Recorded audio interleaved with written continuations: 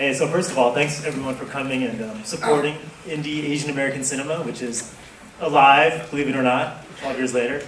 And I guess if you're here, you already know the context, where these movies came from. You know the filmmakers already. You probably read the blog entry that they all did, which made it really hard for me to come up with questions, because they said everything there. You should look it up when you go home. But I was wondering, first of all, maybe you guys can tell me, what's it like looking back? You know, now that these movies have screened again, I'm guessing you haven't watched it too much between then and now. You got your fill during the first round of film festivals. But maybe you could tell me not about watching your own movie, but about watching the other people's movies.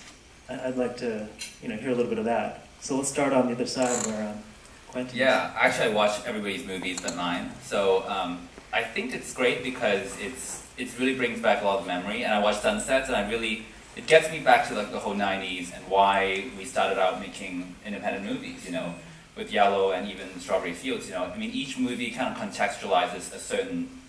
For me, it's very emotional watching these movies, and again, making these movies, having made these movies, is just an amazing act in itself. And I know that over the years we're beating ourselves up. Oh my God, this movie has not been as successful and blah blah blah. But we made it.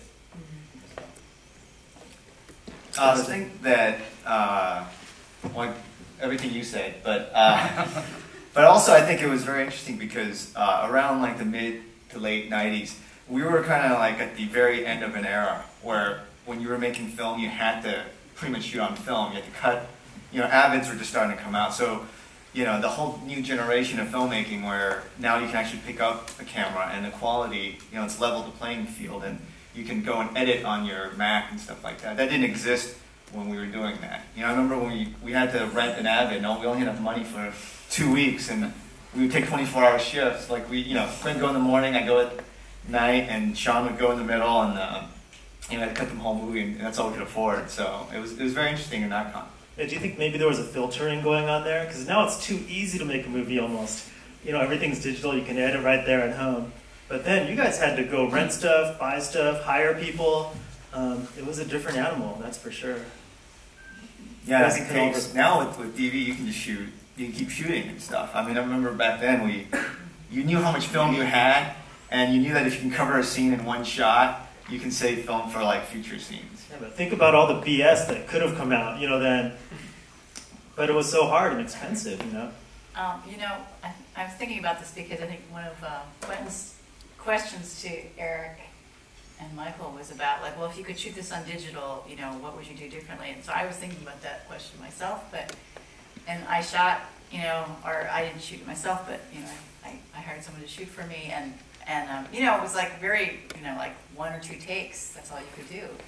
But I sort of feel like, my editors of this thing, and I think it sort of like was a lesson to me. He's like, well, at a certain point, like the film that you shoot is where you were at that moment in time. It's a record of like what you were able to do, and that's kind of what it is. You have to like learn to accept your film on its own terms, and so that was kind of interesting. So that's kind of like how I feel about it at this point, and with the flaws, even though I feel like, there's some painful things that's flawed or something or this or that, I still feel like it's still like really about this moment, this one moment that we crystallized about the 90s and about where we were in terms of identity, and yeah, it was very emotional looking at Sunsets and watching that and just feeling like, wow, I'm middle-aged now. I can really see that time much differently than I saw it back then, Chris, right then we were too close to it or something. Chris, were you emotional too? There's a lot of emotion going on in this room. Yeah, honestly, I was. I mean, I like when I came and saw Sunsets on opening night, and I remember really enjoying the original film, but it was also like a sort of a new experience too, looking back at the different things that we were doing, and I think like our films, like we've because we came out with our films in the same year in '97. We were sort of grouped together and everything, but also the films are like really, really different too, like in terms of aesthetic and ideas and all that.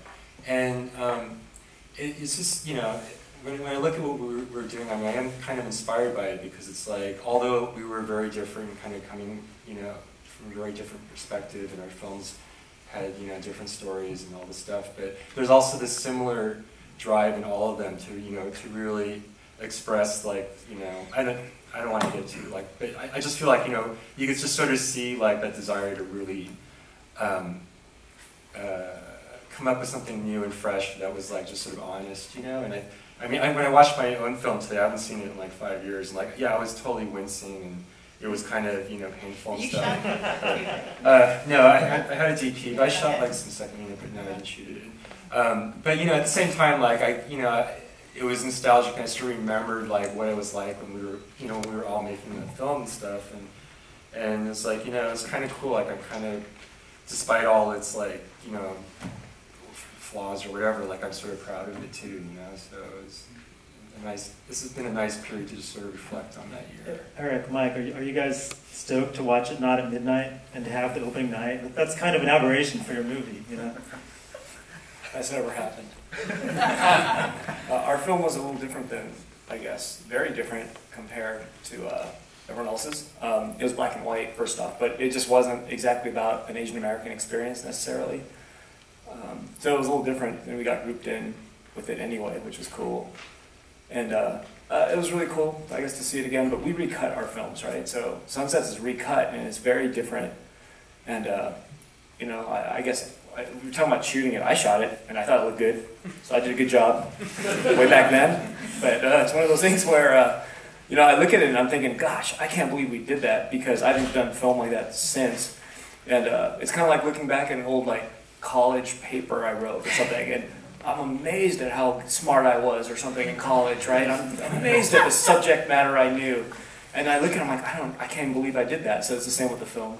I can't believe it. I can't believe that, you know, all those shots, all the preparation and all that work. I just can't believe it, because it's just like something that I don't think I would do today. What about you, Michael? Well, I think Justin, you know, made a good point, because, or just to continue on, you know, I'm not really good at talking, so, but it is like a, when I watch it, or when you and Eric watch it, it is kind of like the end of a movement that, you know, video pretty much wiped out. So, you know, like today, anybody who picks up a camera can call himself a filmmaker now, whereas back then, you know, there was kind of like a, you know, you had to earn it. So Eric and I came from Super 8 backgrounds, and that translated to Sunsets and stuff. But you know, I don't know if it's better then or better now, but I just know that it was just a little bit more personal then, it seemed like, because you had to pay a lot to make a movie, whereas today you could just pick up a camera and just call yourself a filmmaker. And that's a title that we hold pretty high. And it's kind of almost ridiculous, but it's okay. You can pick up your phone and be a filmmaker now, you know.